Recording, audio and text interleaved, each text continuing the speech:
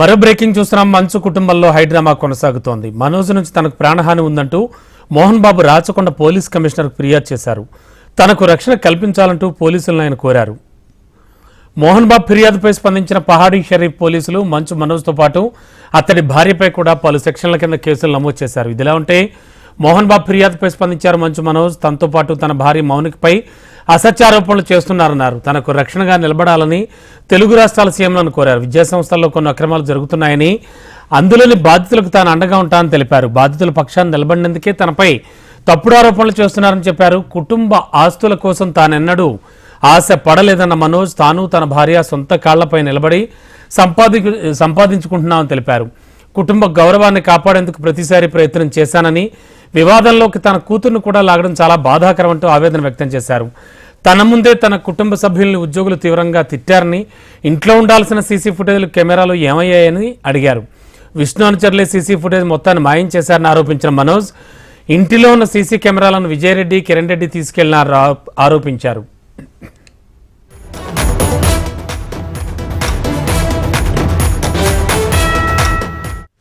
ఇదే అంశానికి సంబంధించి లేటెస్ట్ ఇన్ఫో అందించడానికి మా క్రైమ్ కరెస్పాండెంట్ అమర్ సిద్ధంగా ఉన్నారు. అమర్, ఏం జరుగుతోంది? మంచు ఫ్యామిలీకి సంబంధించి సెకండ్ ఎపిసోడ్లా అంటే ఓవరాల్గా చూస్తే కనుక నిన్నటి నుంచి జరిగినటువంటి విషయాలకి కంటిన్యూషన్గా ఇవాళ జరుగుతోంది. ఏం జరుగుతోంది అసలు?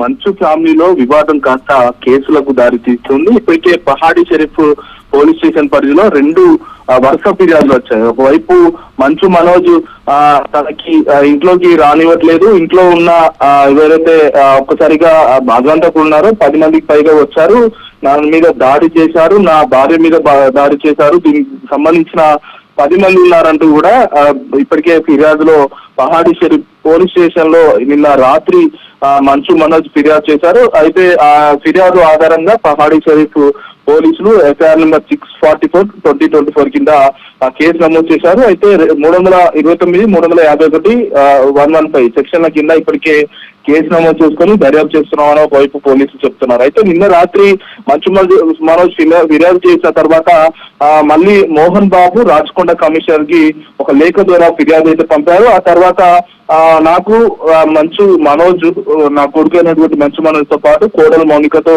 ప్రాణహాని ఉందంటూ కూడా మోహన్ బాబు కూడా ఇప్పటికే ఫిర్యాదు చేశారు. అయితే దీని ఆధారంగా నిన్న రాత్రి 11 గంటల సమయాన మోహన్ బాబు పహాడీ షరీఫ్ పోలీసులకు ఒక కంప్లైంట్ కాపీని మెయిల్ ద్వారా పంపారు. ఆ తర్వాత మోహన్ బాబు ఫిర్యాదు మేరకు మంచు మనోజ్ తో పాటు మౌనికపై కేసులు కూడా నమోదయ్యాయి. అయితే మనోజ్ పై ట్రెస్పాస్ కేసు, ఇటు థ్రెటనింగ్ సంబంధించిన కేసుతో పాటు ఇంకా పలు సెక్షన్ల కింద కూడా పహాడీ షరీఫ్ పోలీసులు అయితే కేసు అయితే నమోదు చేశారు. అయితే ఈ కేసుకు సంబంధించి మొదట ఫ్యామిలీ వివాదం అనుకున్నాం, ఆ తర్వాత ఆస్తుల వివాదం అనుకున్నాం, ప్రస్తుతం స్టేషన్ వరకు వెళ్ళిందని చెప్పుకోవచ్చు. అయితే మంచు ఫ్యామిలీలో ఇలా జరగడానికి ప్రముఖ పాత్ర పోషించిన వ్యక్తి వినయ్ గా తెలుస్తుంది. అయితే వినయ్ ఎందుకు ఇదంతా ఒడిగట్టాడు? ఎందుకంటే ఇద్దరి మధ్యలో ఒక వివాదం సృష్టించి ఒక టాపిక్ ని తీసుకొచ్చి ఇటు మంచు మనోజ్ కి, మోహన్ బాబుకు ఇద్దరి మధ్య లొల్లి పెట్టారన్నట్టు కోణంలో ప్రస్తుతం ఆరోపణలు అయితే వస్తా ఉన్నాయి. అయితే మోహన్ బాబు ఫిర్యాదుకు సంబంధించి ఇప్పటికే మంచు మనోజ్ కొద్దిసేపటి క్రితమే స్పందించారు. తనతో పాటు భార్య మౌనికకు సంబంధించినపై అసత్య ఆరోపణలు వస్తున్నాయి, దీనికి అన్నిటికి సంబంధించి కూడా ఖండిస్తున్నాను, కుటుంబ వ్యవహారాల్లో తనకు రక్షణగా నిలబడాలని ఇరు రాష్ట్రాల ముఖ్యమంత్రి కూడా ట్విట్టర్ ద్వారా మనోజ్ కోరారు. కుటుంబ ఆస్తుల కోసం నేను ఎప్పుడు కూడా ఆశపడలేదు, కుటుంబ గౌరవాన్ని, ప్రతిష్టను దాన్ని కాపాడే ప్రయత్నం చేస్తున్నానని కూడా ట్విట్టర్ వేదికగా తెలిపారు. అయితే ఈ వివాదాల్లో కూతుని కూడా మెన్షన్ చేయడం చాలా బాధాకరంగా ఉందంటూ కూడా మంచు మనోజ్ ఆవేదన వ్యక్తం చేశారు. అయితే గత కొన్నాళ్ళ నుంచి ఇంటి నుంచి మా కుటుంబం దూరంగానే ఉంటున్నాం, నా ముందే నా కుటుంబ సభ్యుల్ని, ఉద్యోగులు తీవ్రంగా తిట్టాడు, జీవించారు, ఇవన్నీ కూడా అంశాలను మెన్షన్ చేశారు. అయితే ఈ దాడి జరిగినప్పుడు, మంచు మనోజ్ మీద దాడి జరిగినప్పుడు అక్కడున్న సీసీ ఫోటోల మొత్తాన్ని కూడా ఇటు విజయరెడ్డితో పాటు మరొక వ్యక్తి కిరణ్ కూడా దీన్ని మాయం చేసినట్టుగా ఇప్పటికే పోలీసులు కూడా మనోజ్ ఫిర్యాదు చేశాడు. అసలు ఎందుకు సీసీ కెమెరాలు సీసీ ఫోటోలు మొత్తం కూడా మాయం చేయాల్సి వచ్చింది, నా అన్న విష్ణు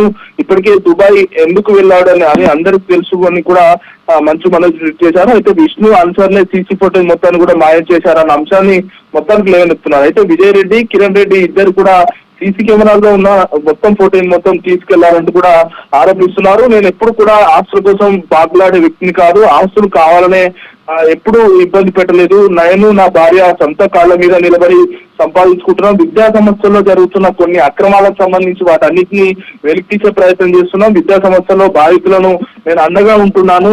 బాధితుల పక్షాన నిలబడ్డందుకే నాపై తప్పుడు ఆరోపణలు చేస్తున్న కొత్త అంశాన్ని ప్రస్తుతం మంచు మనోజ్ ఒక తెరపైకి అయితే తీసుకొచ్చాడు. అయితే ఈ ఇష్యూ అంటే ఒకవైపు కుటుంబ వివాదం కాస్త ఆస్తి వివాదమైంది, ఆస్తి వివాదం కాస్త ప్రస్తుతం కేసుల వరకు వెళ్ళింది. ప్రస్తుతం అయితే మంచు మనోజ్ డైరెక్ట్ గా అంటే ఇండైరెక్ట్ గా ఇప్పటికే మంచు మనోజ్ పహాడేశ్వరి పోలీసులకు ఫిర్యాదు చేశాడు. ప్రస్తుతం డైరెక్ట్ గానే మంచు మనోజ్ ని టార్గెట్ చేస్తున్నారంటూ కూడా మనోజ్ ఒక భావ వ్యక్తీకరణ లాగా ఒక స్టేట్మెంట్ కూడా ప్రస్తుతం ఎక్స్ ద్వారా తన అకౌంట్ ద్వారా ప్రస్తుతం వెళ్ళగక్కారు. ప్రస్తుతానికి అయితే ఇటు ఇద్దరు ఫిర్యాదు, మంచు మనోజ్ ఫిర్యాదుతో పాటు ఇటు మోహన్ బాబుకు సంబంధించిన అంశాలపై కూడా ప్రస్తుతం కేసు నమోదైంది.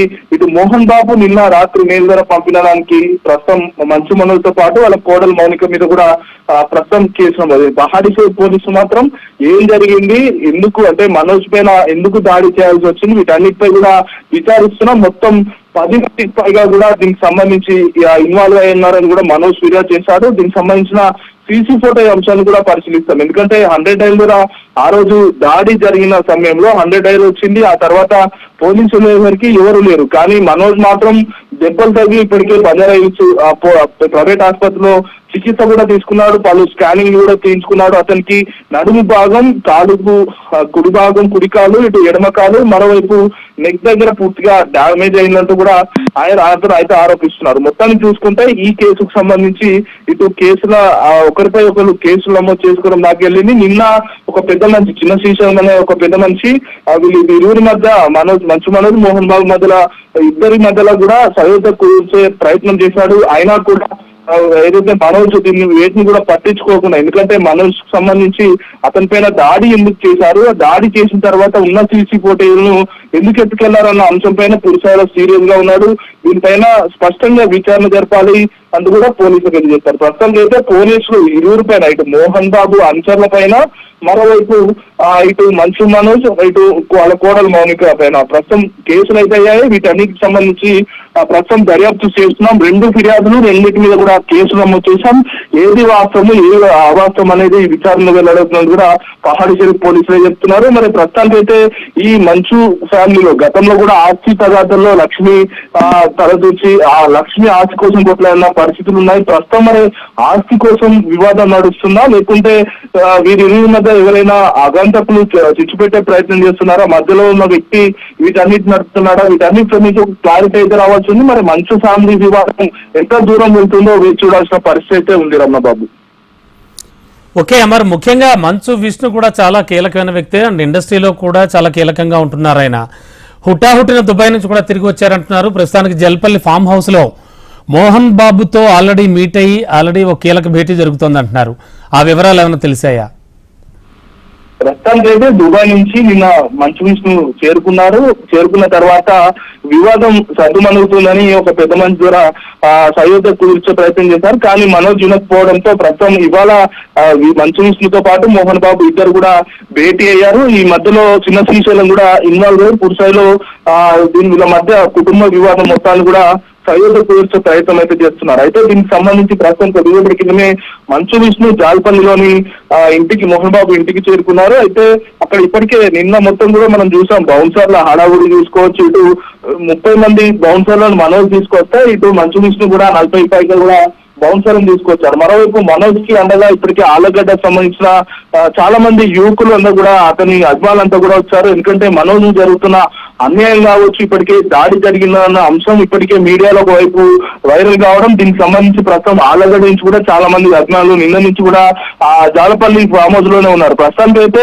ఇద్దరు భేటీ అయ్యారు, విష్ణు మోహన్ బాబు. ఈ ఇద్దరికి సంబంధించి భేటీలో ఎలాంటి కీలకమైన అంశాలు వస్తాయనేది వేచి చూడాల్సిన పరిస్థితి అనుకొని, మరి వీరి మంచు విష్ణులో ఈ కుటుంబ వివాదం ఏదైతే ఉందో ఆస్తుల కోసమా లేకుంటే ఇంకేమైనా కారణాలు ఉన్నాయి, వీటన్నిటికి సంబంధించి ఒక క్లారిటీ వచ్చే అవకాశం అయితే కనబడుతుంది. అయితే మోహన్ బాబు ఈ చిన్నప్పటి నుంచి కూడా మనోజ్ ని దూరం పెట్టడం, విష్ణుని దగ్గరికి తీయడం, విష్ణుకే ఆస్తికి సంబంధించిన వ్యవహారాలు కావచ్చు, ఇంకా ఆర్థికపరమైన వ్యవహారాలు, వీటన్నిటిని కూడా పూర్తిస్థాయిలో విష్ణు దగ్గర ఉండి చూసుకుంటున్నాడు. విష్ణును దగ్గరికి తీసుకుంటూ ఇటు మనోజ్ ని దూరం పెడుతున్నారన్న ఆరోపణలు మొదటి నుంచి ఉన్నాయి. కానీ మనోజ్ మాత్రం నేను సొంత కాళ్ళ మీద, నా కష్టం మీద నేను ఉంటున్నాను, నేను ఎవరి మీద ఆధారపడదు, ఎవరి ఆస్తులు కూడా నాకు అవసరం లేదంటూ కూడా ఒక స్టేట్మెంట్ కూడా ఇచ్చారు. ప్రస్తుతానికి అయితే ఇటు మంచి Yes, thank మనోజ్ you.